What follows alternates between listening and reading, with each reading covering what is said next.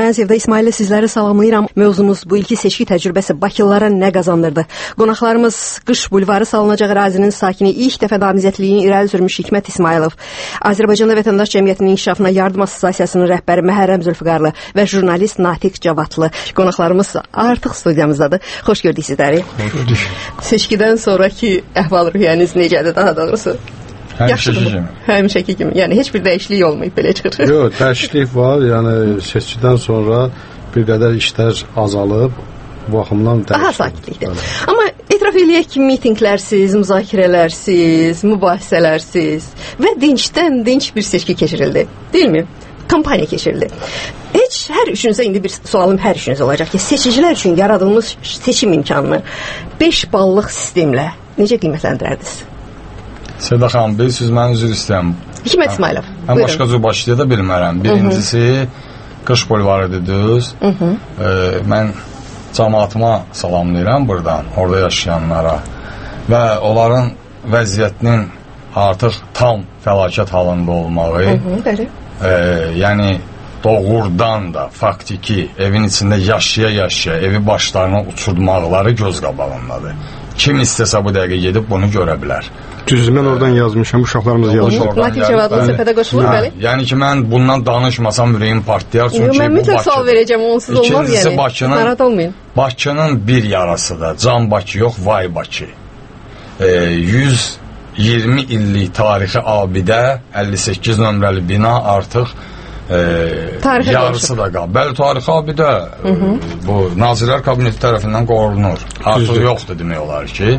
Bu ikinci yarası və cəmaatın dəhşəti, vəhşəti və cəmaatın hüquqlarının, haqlarının nə dərəcədə tapdalanmağı da o bilinmir. Yəni onu qiymətləndirə bilmirəm. Kim istəsə özü gedib baxa bilər.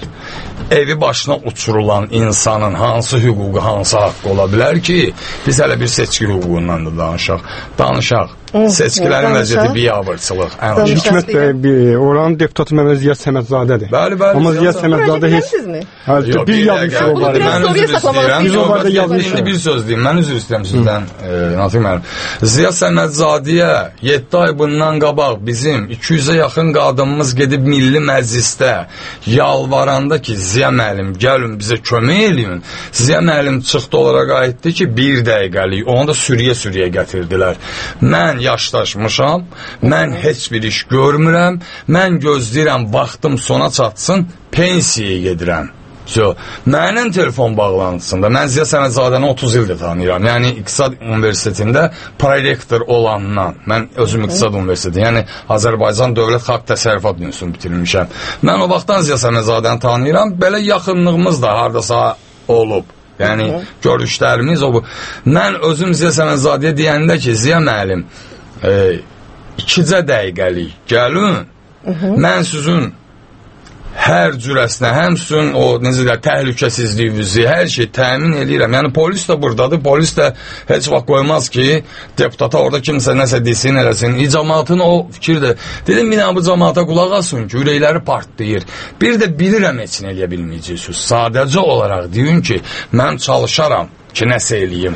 Cəmaat sakitləşsin. Ziya müəllim mənə qayıtdı ki, Hikmət, məni bağışla. Mən artıq siyasətdən uzaqlaşmışam, mən gedirəm, heç də eləyə bilmirəm, gücüm çatmır, mən pensiyaya gedirəm, ona görə də mən gələ bilməyəcəm.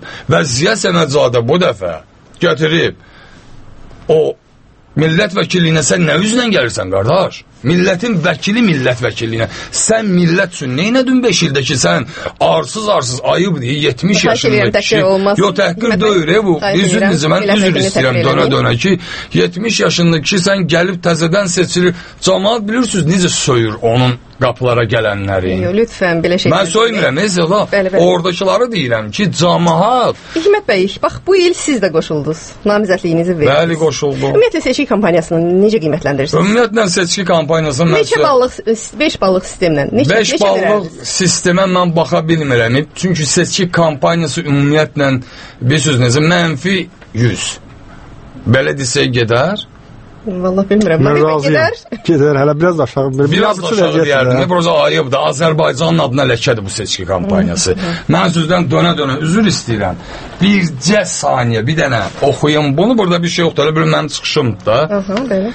Məzahir müəllim, yəni ki, Məzahir Pənahova İsmailov Hikmət Paşaoğlu tərəfindən müraciət. Məzahir müəllim, mən seçki kampaniyası boyu 23 sayılı Nəsimi Sabahil seçki dairəsindəki kobud qanun pozuntuları haqqında sizə dəfələrlə məlumat vermişəm. Hal-hazırda dairənin seçki məntəqələrində baş verən özbaşınalıqlar, cinayətlər, demokratiyanın yox, Azərbaycan dövlətinin süqutudur. Mən sizdən dövlətçiliyimizi qorumağı, bu biabırçılığa, dəhşətlərə son qoymağı, Azərbaycan Respublikasının prezidenti, zat aliləri Cənab İlham Heydər oğlu Əliyevin qarantı olduğu konstitusiyanın ayaqlar altına atılmasının, qarşısının alınmasını bir Azərbaycan vətəndaşı kimi tələb edirəm. Xahiş edirəm, gedmə. Bu faksdır. Bu sizin müraciətiniz. Bir dəqiqə, yox, bu faksdır. Ayın 7-si 11:00-da. Bilirsiniz niyə? Mənim 3 müşahidəçimi artıq ikinci aktla məntəqədən qovurdular.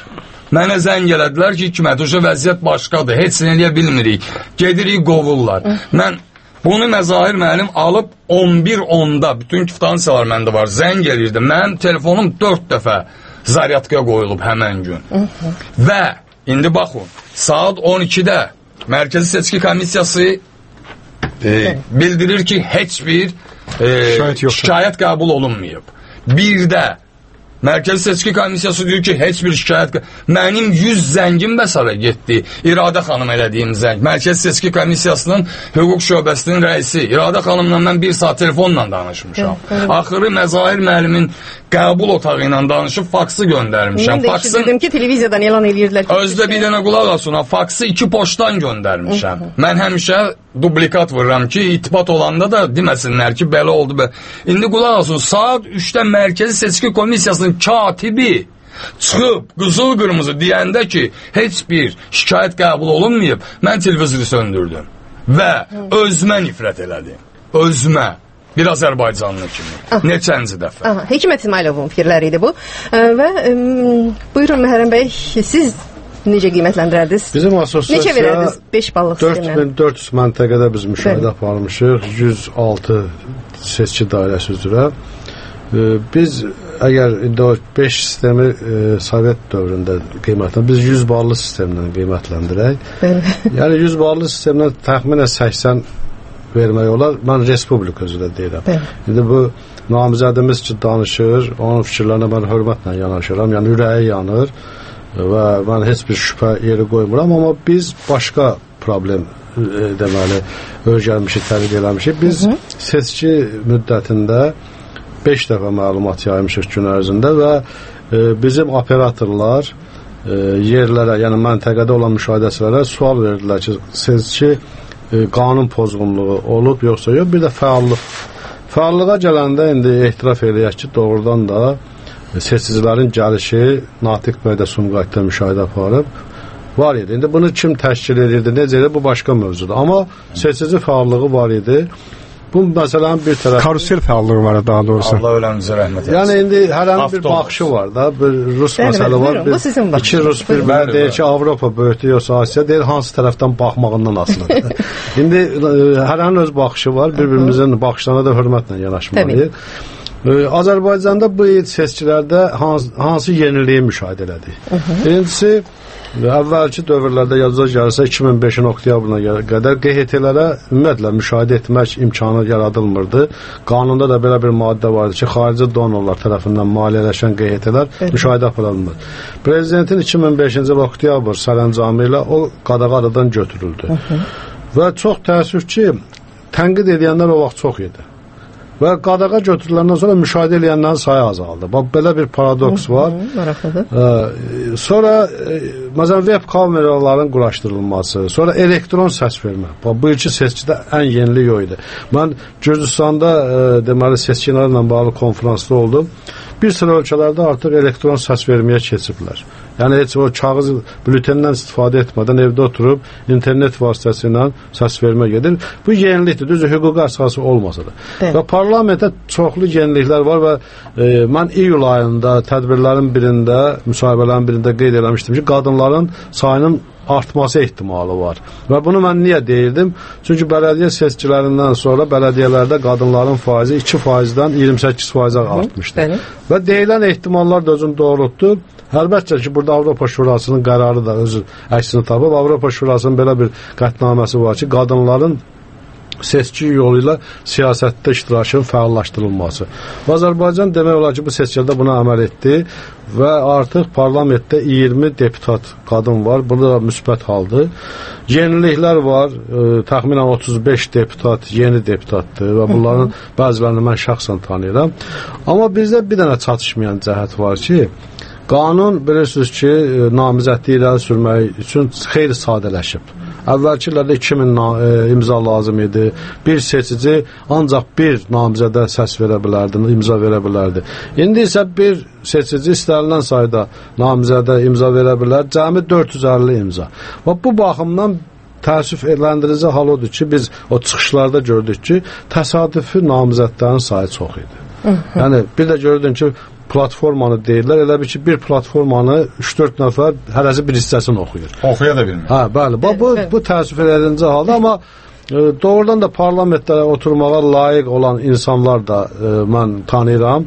Yəni, onların seçilməsinə sevinirəm və onları da təbrik edirəm.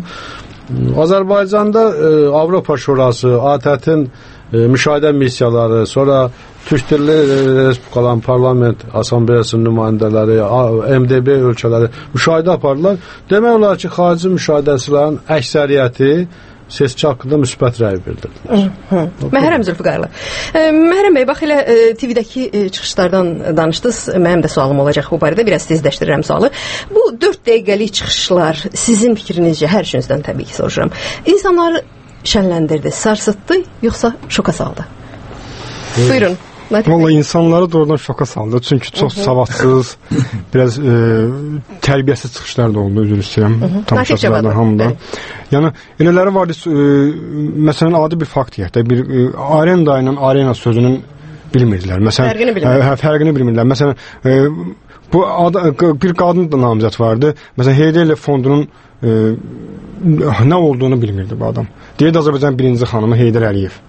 Bu hara gedir? Bunlar hardan danışırlar? Hansı ölkədə yaşayırlar bunlar?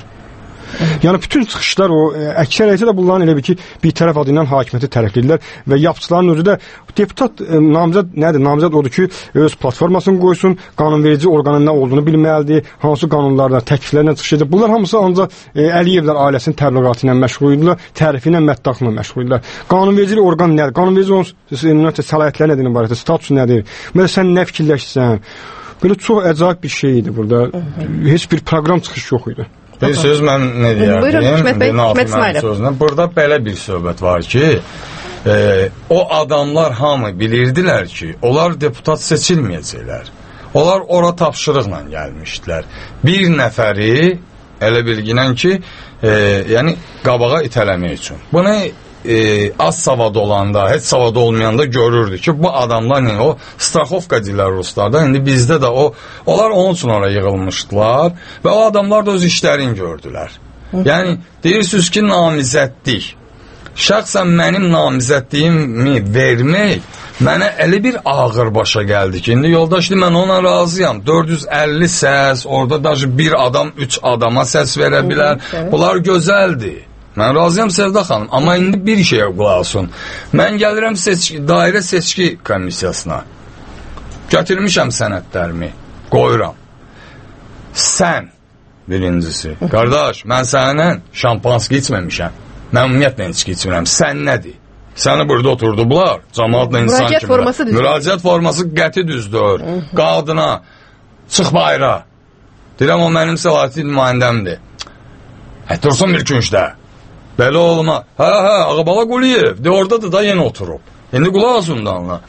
Mən gedib JEK-dən arayış gətirmişəm. Deyirsiniz ki, sənədlər hamısı yerindədir. Mən gətirmişəm o Trudavı işçi kitabçasında, əmək kitabçasın. Yox, sən get, mənzil istismar sahəsindən də ərizə al gətir ki, sən heç yerdə işləmirsən. Yaxşı, onu da aldım gətirdim. Bunlar mənə promoy qayıdır ki, ikinci gəlişimdə. Sən onsuz da seçilməyəcəksən.